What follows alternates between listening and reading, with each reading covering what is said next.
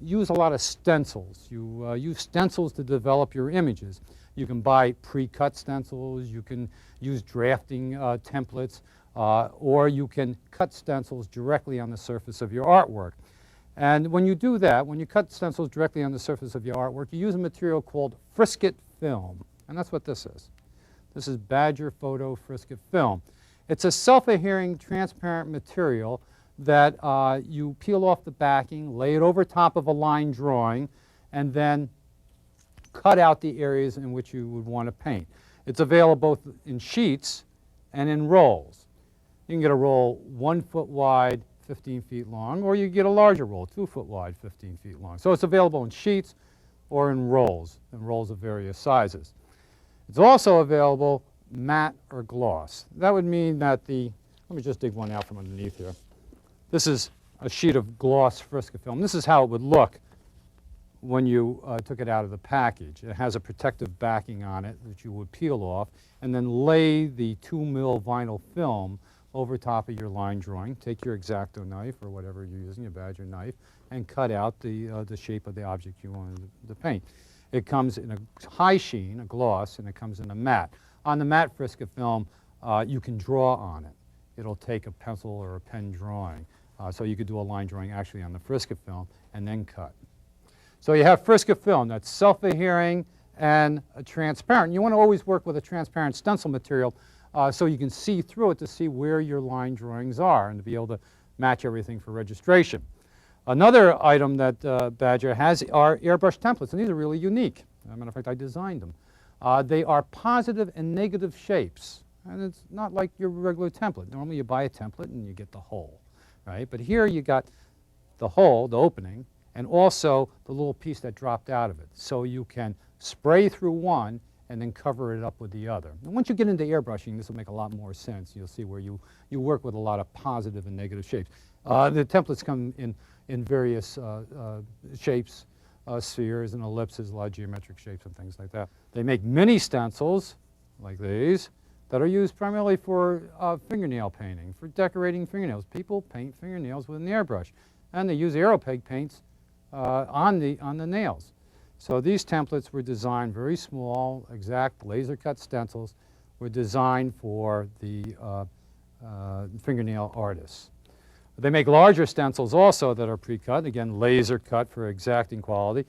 This is your decorative stencil for the decorative painter, for the craftsperson.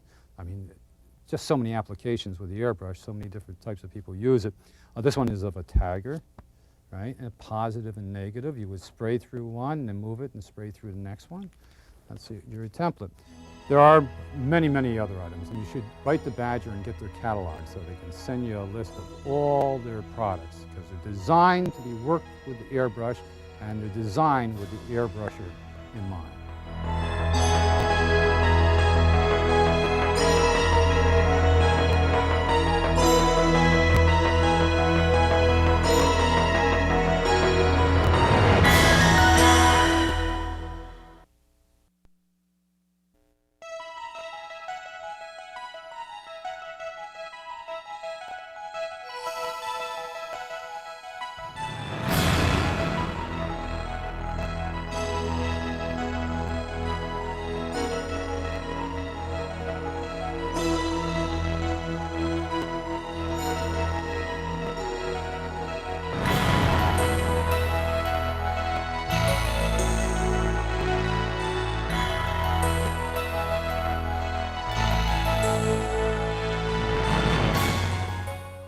Hi, I'm John McDavitt with the Badger Airbrush Company, and today our special guest is Mac McCullough. Mac, I hear they call you the weatherman. Can you tell me about that? Well, my expertise, so to speak, is we take a nice shiny object like this, which is sort of out of the box, as we in the model hobby call it, and with the simple action of an airbrush, we turn it into something a little more realistic looking, which is normally people see. And after we've done several of these or similar things, we'll take a shiny brand new little cast or model truck like this, and we'll reduce it possibly to something like this, time permitting, maybe not to this extreme, but this originally started life as a pretty bright shiny gray car. So you'll see today transformations from this and like this to this, and we'll just get things going. All right, that sounds great. Well, let's go to an overview, and then we'll start getting things dirty. Let's do it.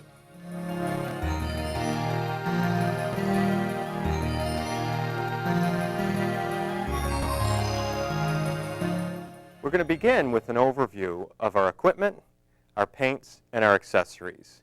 I'm going to start by explaining the different features of our airbrushes. Now, there are three different types of features that you'll find on an airbrush. The first being whether it's a single or a double action airbrush, whether it's an external or internal mix, and lastly, whether it's a bottom feed or a gravity feed. We'll start with the types of actions of the airbrush.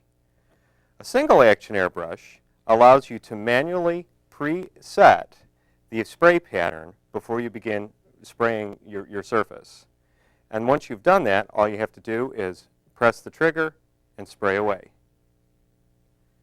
A double action airbrush allows you to adjust the spray pattern on the fly, and that's done by pressing for your air, pulling back on the trigger, which adjusts the amount of paint that you release. The further back you pull, the more paint comes out.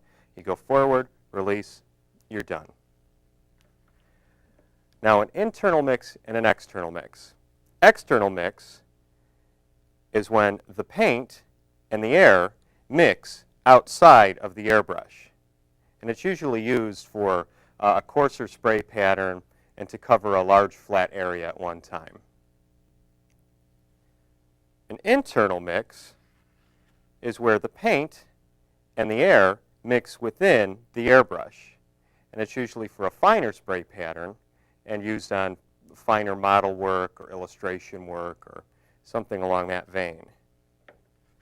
And then the final features of your airbrushes are gravity feed airbrush or a bottom feed airbrush.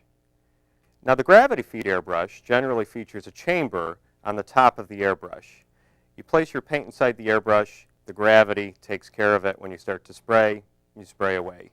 Now, you can use these airbrushes for finer detail work because you don't have to use as high a pressure, air pressure on this airbrush as you would on a bottom feed airbrush. The bottom feed airbrush allows us to take a larger quantity of paint, attach the bottle to the jar connector at the bottom of the airbrush, and spray. Now, these are generally used for projects that require a larger amount of paint, and you can use a higher amount of pressure because the paint actually has to be sucked up and sprayed out through the airbrush. And those are our differences in the models of our airbrushes.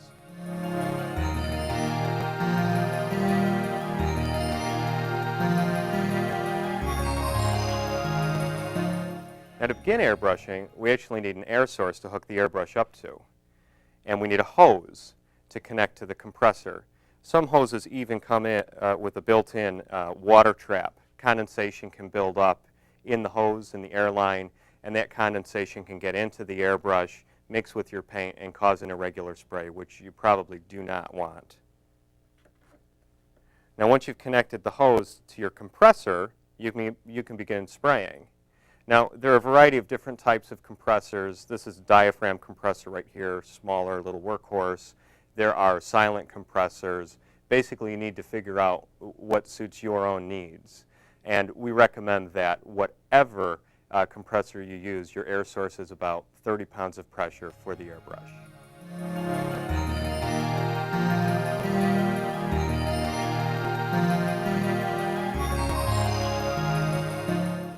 Now we've got our airbrushes and our air source. We need some paint. So you can pick from a variety of paints, basically any paint that you can thin down to the viscosity of 2% milk, which is a rule of thumb, 2% milk, you can spray through the airbrush. So we have our paints. We have, you may want a dropper, an eyedropper for the gravity feeds. You can pick your paint up with the eyedropper, drop it into the gravity feed, mix paints this way in the gravity feed. And there you go with that. We have a paint mixer, which is great for mixing your pigment and your medium together so that it doesn't separate. Turn the little guy on like that. Turn him on again, kind of exciting. And it's always good to have a jar full of cleaner handy. So while we're at it, let's discuss cleaning your airbrush. Now, when we want to clean a color out of the airbrush so that we can move on to our next color, or just clean the airbrush to begin with, you can attach the bottle to the bottom of the airbrush. You want to have a paper towel handy, and the first thing we're going to do is we're going to spray the cleaner through the airbrush right into the paper towel. We're going to try and get rid of as much of the pigment as possible. And you can see all that overspray. It's actually a good idea to have another accessory, an overspray cleaning chamber. And what we'll do is we'll put the nozzle of the airbrush into the lid, spray the cleaner into it, and there's no overspray. A lot cleaner, clean air. You're not breathing that paint. So we take that out, and one of the last things that you can do to clean the airbrush is called back flushing. And what we're going to do is take our paper towel, we're going to smother the tip of the airbrush, and we're going to spray. And what that does is it forces cleaner up and into the airbrush and then back down into the bottle.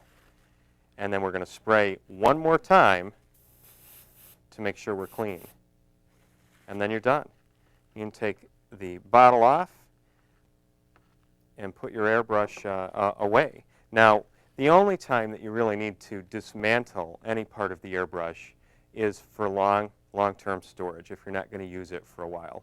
And that would be taking the needle out and maybe taking the head assembly and the tip off. And those are the only parts you would want to dismantle, because those are the only parts that paint actually touch. Pretty simple. And then our last accessory that we have is our airbrush holder. Really handy dandy. It prevents your airbrush from falling, getting dinged, damaging your needles, and it's also a handy place to just set it if you have paint in it. So it's like an extra hand. And that's about it for our accessories, our tools, our equipment, and our paints. Now we're on to the main event.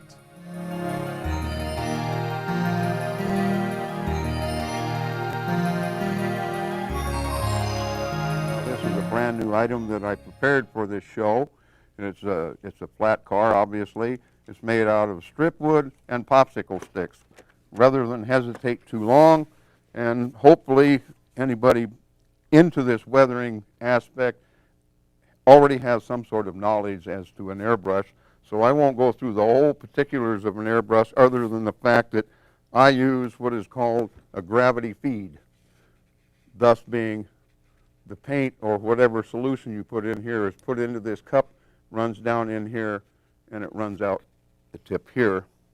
And this is a double action internal mix Badger Model 100 LG. L standing for the large cup. I have another one here which is the identical brush, but it has the small cup. Normally you wouldn't need a brush with a cup this size, but for this purposes of this class here, I'm going to use this one. This is the identical same brush with a smaller cup. All right, now when I work, I take the handle off. That's just my idiosyncrasy. You do as you please. I'm going to go on, and then eventually I'm going to turn this car right here into a car like this without the distressed wood. The distressed wood here was made by a Dremel tool with a small carborundum blade, and you just run it back and forth, and it just eats through this wood beautifully, and you end up with something like this. So eventually today, this will look like that one. So I have prepared a light mixture here of India ink and alcohol. And to do that, you start by filling a little jar with rubbing alcohol, which is purchased at any store. And then slowly you drop in the ink until you get your desired color. And to get the desired color, you take a sample of the wood that you're using, which is a popsicle stick, and you stick it in there, and you pull it out.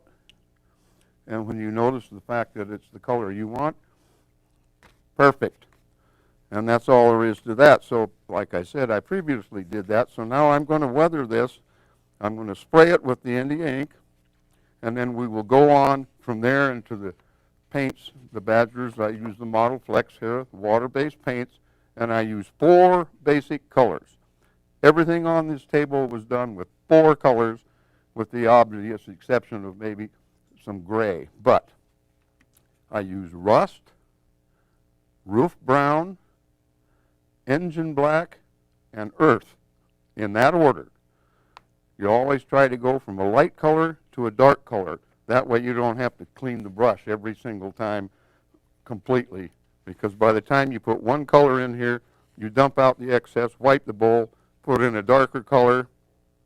The first time you push the trigger, the old color is gone and the new is there. So without further ado, we'll get moving here, and you'll see quickly how fast this wood turns old. And always remember, Murphy's Law says I could put this lid on here, and that will sit there forever. The day I leave that off, I'll reach for something and it's going to go like that. Always put the lid on after you put something into the brush. Okay? And I'm going to try as best I can to show you up close and perfect how we do this. It's a simple operation. In the ink and alcohol, it won't stain anything basically except what you're pointing it at. And so you can just cover the wood, and obviously if you go over this more than once, it will get darker. And the beauty of this is you can regulate basically the color that you desire. Eventually, towards the end of this, when we get the paint onto this, I will go over it, dust it lightly with roof brown, which I mentioned before, to get the effect of the previous car that you saw there. So just bear with me here for a minute until I get this thing stained, then we'll get into the painting end of it. All this does is just treat the wood and get it a base coat. Without further ado, we can move on. I'm going to put this back in here. Now, a double action brush, as far as cleaning, easiest thing in the world. I won't even have to clean it with this at this point, but when I get to the paint, I'll show you how quick and easy it is to clean this brush. I always, as a rule, will just, to avoid any excess, just put it in there. Beauty of not having a jar. See, this is permanently attached forever. Just stick your finger in there, give it a twist, it's clean. Squirt it like that, and that basically, right, for all intents and purposes, is clean. So now, we're going to start with rust. Remember, rust, roof brown, engine black, and earth. And you can destroy everything like I have here, basically with 3 colors. I previously mixed this, but I will show you the best way on a brand new jar, which this one is. I lied. This is a new jar of rust, sealed at the factory by Badger.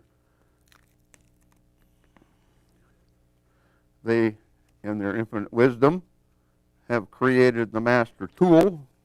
It's a little electric brush, requires 2 batteries.